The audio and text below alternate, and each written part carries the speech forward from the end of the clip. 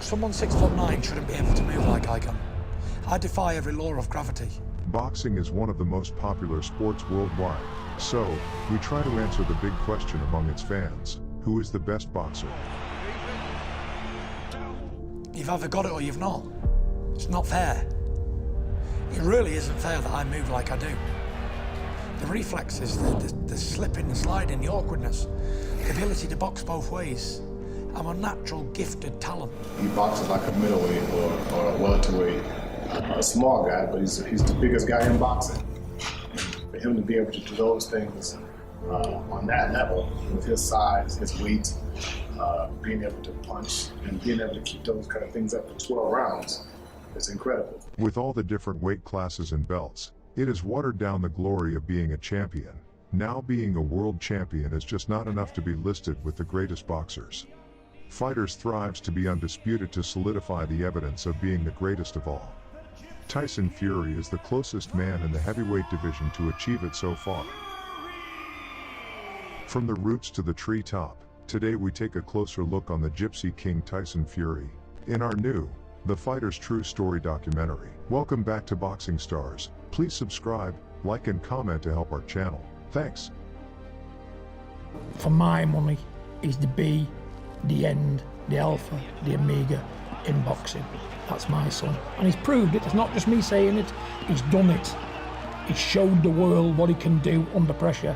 He can come back from the dead, open his eyes, get up, fight to win until the final bell goes. Tyson Fury was always destined to be a fighting man, being born and raised by a family of fighters that's deeply devoted to the traditional Gypsy lifestyle where fighting is almost just a part of the tradition. I was born and I died 3 times. I was 7 weeks premature, and the doctor said to me, Dad, he said, right, he's here, but he's not very strong or he's not very big. You told the doctor, Yeah. not only would he live, Yeah. but he would grow to be... Nearly 7 feet tall, 20 stone, and the new heavyweight champion of the world. And he started laughing at me. He said, I'm going to call him Tyson, after the current heavyweight champion of the All world. the lovers, I love you, and all the haters, go fuck yourself. I'm still winning, I ain't gonna lose, I'm the greatest, you ain't gonna face me. The only thing left now is God for these cats. And Big, you know you too hard for these cats. I'ma win cause I'm too smart for these cats.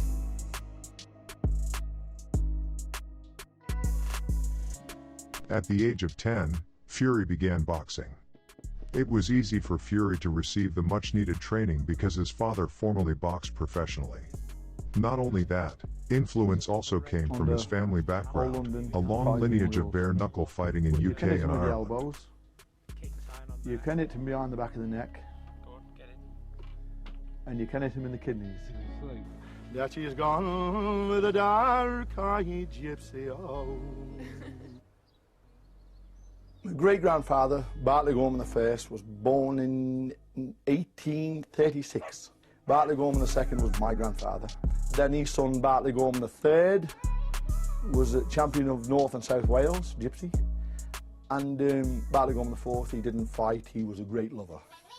He'll be king of the Gypsies, champion of them all, no one will beat him. Do you know what I mean? It's totally in the mind. See, you can't be a fighter if you're afraid of anyone. Forget about it. I'm fucking shitting myself. I can't back out now. I'm stepping into another world. One that lives right next to us. One that few know much about. It's eerily quiet, and I want to find Paddy sharpish. What about the old Bill side of things then? Oh, the old Bill won't matter. As long as there's enough field there, they don't give a fuck. Oh, they stay away, yeah? That's it, still, because you know it's a traveller's tradition, and it's a traveller's fight, you know what I mean? That is fair. Fair fight. One goes down, let him back up. There's no kicking, no fight, none of that. Just a nice fair fight, 1-to-1, end of story. Apart from the traveler's history, the Fury family also has a long history in boxing. Fury's father competed in the 1980s as Gypsy John Fury, initially as a bare-knuckle and unlicensed boxer, and then as a professional boxer. John had a professional record of 8-4-1, with one of his losses being to future WBO heavyweight world champion Henry Akinwande. Very much against Fury, and that was a beautiful little right hand. And Fury may be about to be stopped very quick right hand. That's the one. Look at that. That is as good a heavyweight right round. Tyson's half-brother Tommy made his professional debut on December 22, 2018 under the tutelage of two-weight world champion Ricky Hatton. Fury is also a cousin of several professional boxers, He's a porn star as well. including heavyweights Hughie Fury and Nathan Gorman, retired WBO middleweight world champion Andy Lee, and light heavyweight contender Hosea Burton. Fury's distant relatives include the bare-knuckle boxers Uriah Burton and Bartley Gorman, both considered king of the Gypsies, hence Fury's own nickname of Gypsy King. The dark criminal underworld has always been attached to the Fury family. When Peter Fury said that he comes from the streets, he is not joking. Listen, who gives a fuck about you anyway? Go on, Snow White. Hey? Take a fucking line. Who gives a fuck about you? Or your fucking bodyguards? You come from the street. Fuck off. Dickhead. Squealing like a pig. The 48-year-old trainer once built a fortune off an extensive illegal drug empire. He was jailed for 10 years in 1995 for possession and intent to supply amphetamine, only to continue orchestrating his business from behind bars. In 2008, he received another 2 years for drug-related money laundering. 5 years ago, a court ordered him to pay back the assets and funds he had hidden from the court. Peter Fury does not hide from his checkered past, but insists he has since turned his life around and that his current wealth is from a legitimate business. Your past is your past, I'm not hiding it. I am what I am. I'm never going to get an OBE, am I? I'm not interested. But the fact is, I'm a real person. So you can't distinguish from your past. All you can do is put amends to it, and don't try and glorify it. I just thought one day, why am I even involved in it anyway? So what's it for? For money. And I've never really lived with money anyway. It's never bothered me. So, and I've always been able to get money the right way. I've got all sorts of history, but you've got some proper old history, haven't you, floating around? Yeah, definitely. My uncle was, in our world, the king of the bare knuckle boxing. 20 odd years unbeaten. Yeah, 20 years unbeaten. Bartley Gorman. He's also his brother, Sam. Yeah. My great grandfather also was a bare knuckle boxer. I told you, but I ain't joking. We'd be here for 2 hours now. 75 generations. Yeah, so it's a lot of family history. All my family's involved in boxing. So really, ever since day one, it's been nothing but boxing. Have you ever seen the picture of Gypsy Johnny Fury, Tyson's father, hitting a bag on a site once? They're on a site and there's a big old bag. It's beautiful. Bartley Gorman's holding that. Is that Bartley holding it? Bartley Gorman holding it for him, yeah. Shoot, I didn't read my script there very well, did I? I can see that. And is that your uncle holding us? That's him holding it for him, yeah. And little Tyson and the others, they're all watching. Yeah. Gypsy King started his professional boxing career when he was 20 years old. On December 6, 2008, he played Balig Young Yossi of Hungary in his maiden game. He was victorious in the first round.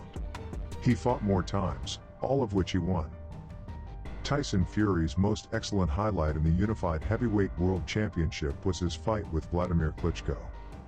The Fury King became the first man in a decade to defeat Vladimir Klitschko, one of the greatest heavyweight fighters of all time.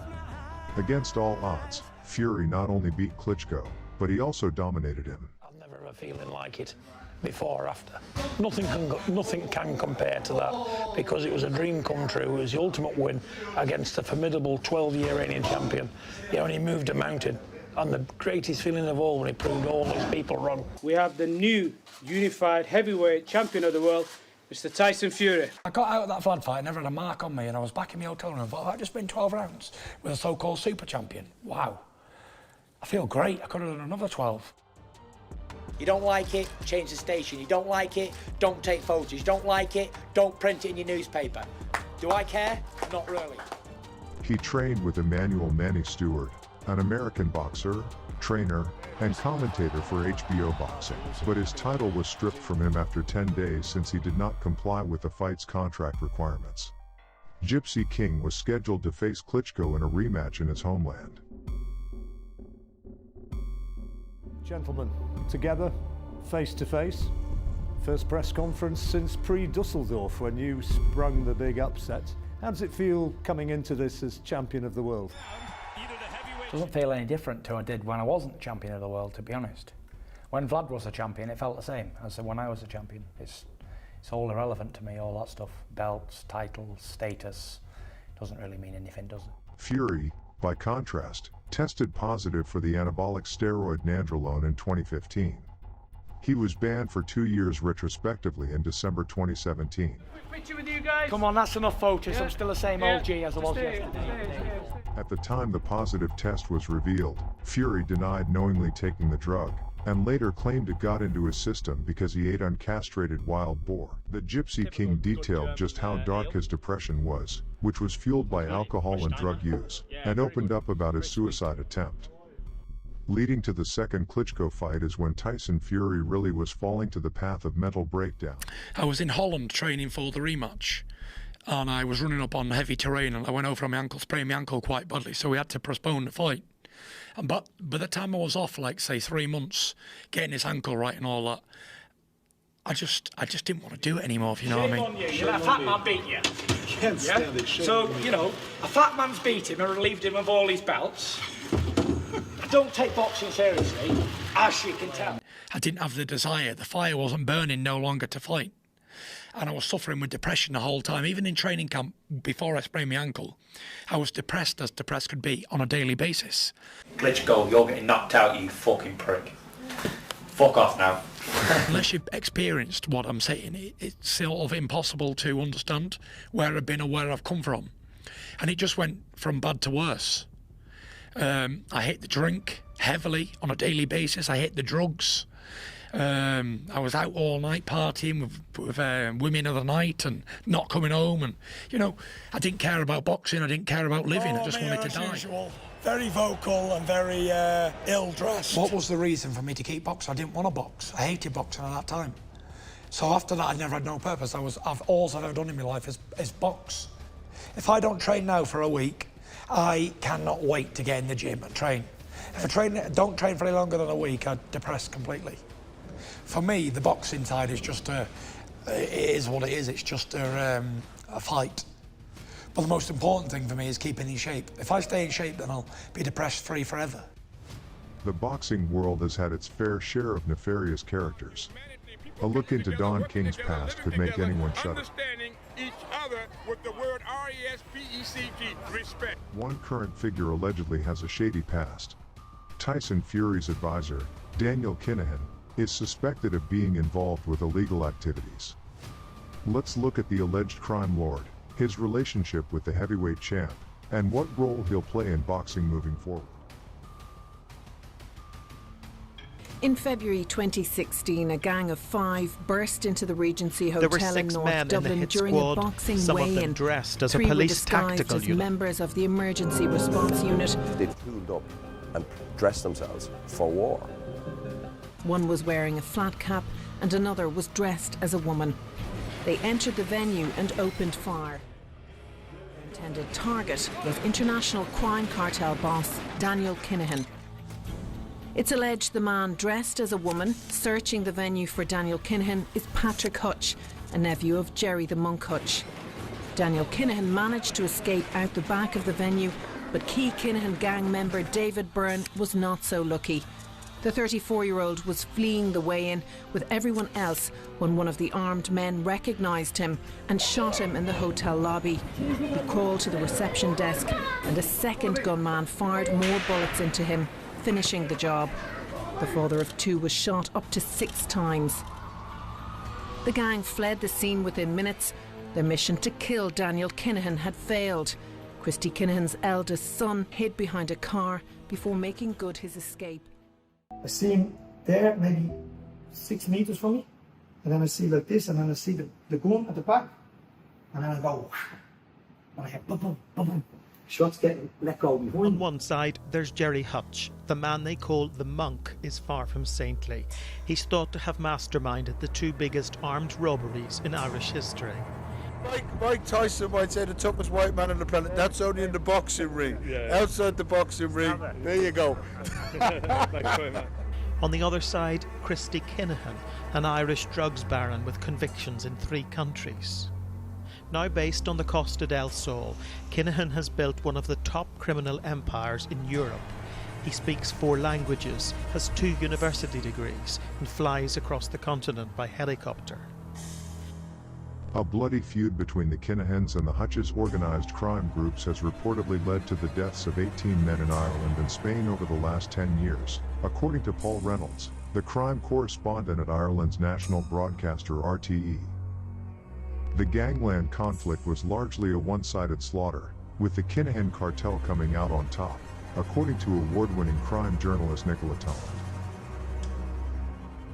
But their victims are largely not significant figures within the Hutch faction.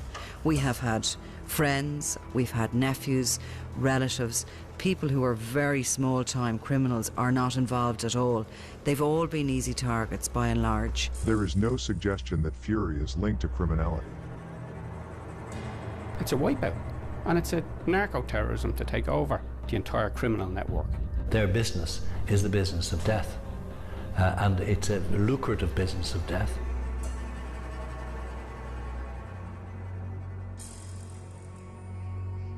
We're in a much worse place now than we were 20 years ago. The gangs have re-emerged much stronger, much more powerful, much more ruthless, and far more immoral than the ones that went before. A Kinahan associate was executed in a bar in Marbella. Derek Kavanagh was brutally gunned down just here. He's believed to have been an enforcer with the Kinahan cartel. He was a former boxer and trained at Daniel Kinahan's gym. His killers have never been found.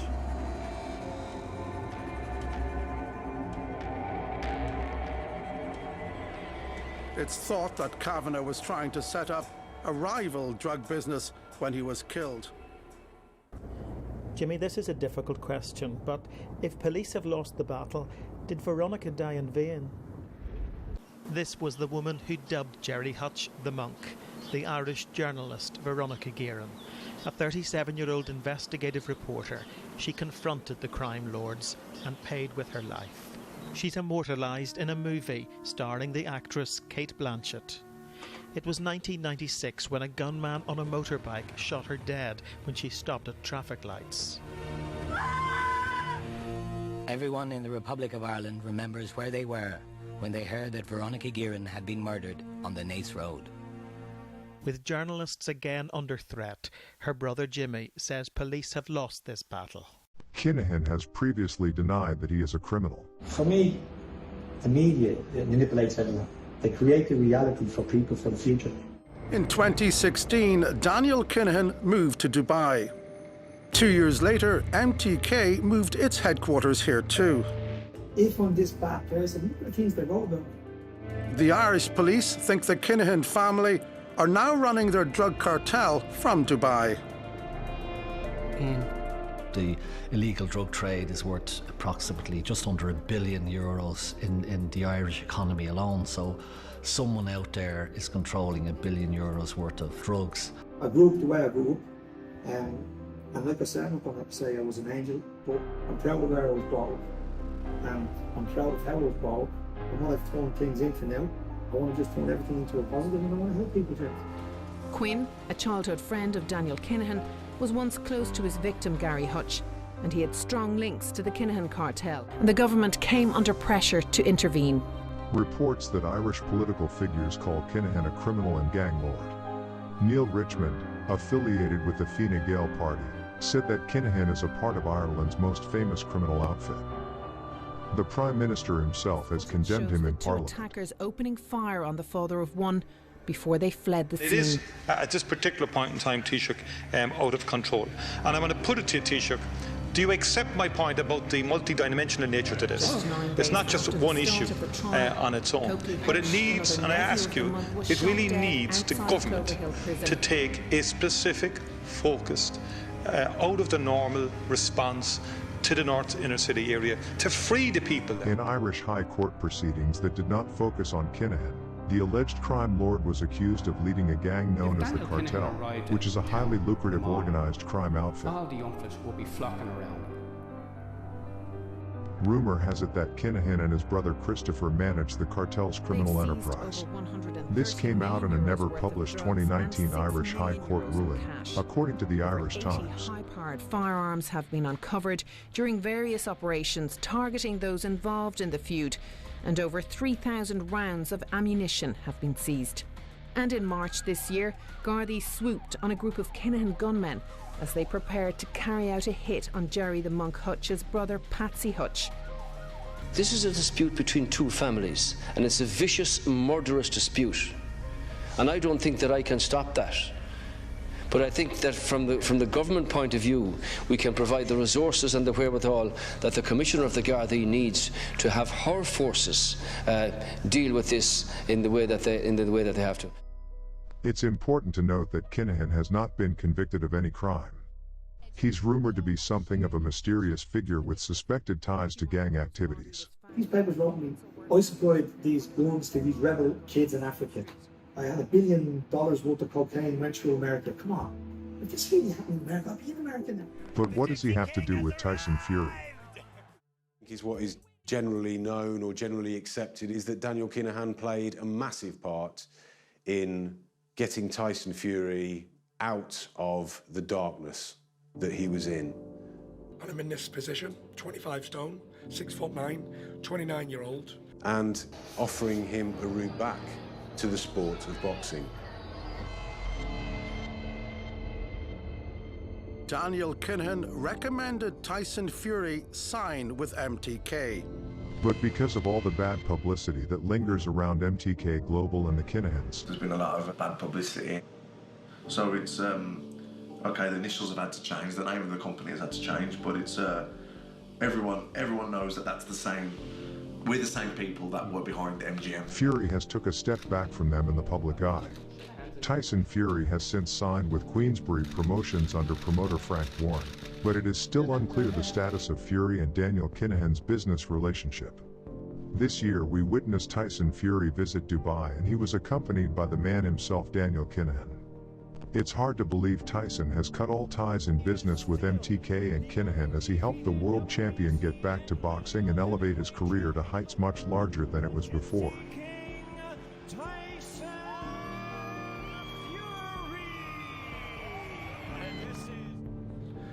I'm more focused now than I was before, and I've got a goal again. You know what Vladimir Klitschko said in the Joshua build-up? He said, I feel great. He said, I feel like I'm good. I'm the underdog again. For being on top for a while, your hunger dies down. Because when I beat the lineal champion, a champion of 11 years, and I've done it with ease, no matter what people say, the Fury victory was a better victory than the AJ victory. I'm not taking anything away from AJ, because he's done well, he's earned a lot of money, and he's a world champion. So credit to the lad, but he didn't do what I done. He fought a 2-year-old man and had to climb off the canvas. Credit to him for that, but he did not play with a super champion like I did, in his own backyard and in his reign. He beat a beaten man who had a couple of years out the ring, and that was it. No disrespect, but the world needs to wake up, pull the wool away from the eyes, and listen to what I'm telling you. Don't tell lies, because I've been persecuted. I'm put in a lot of trouble for telling the truth, and everybody knows when I'm talking is the truth. These haven't beat champions, they beat has-beens, they beat shadows of former glories, and they beat bums. No disrespect to Takam, or Brazil, or Molina, or any of these guys, or Charles Martin. They're all doing the best they can with the ability that God's given them. But they ain't Tyson Fury. I am. And until I'm beat, this is my division. Fury is now involved in big-time boxing, and is one of the most lucrative fighters of today. The Gypsy King came out on top in key fights, which earned him the respect of most as the #1 heavyweight champion in the world. But it isn't enough just yet to earn his spot on the legendary list. #1 heavyweight in the world, Tyson Fury. No guy tests. Thanks for watching Boxing Stars. Stay tuned and subscribe for more boxing documentaries.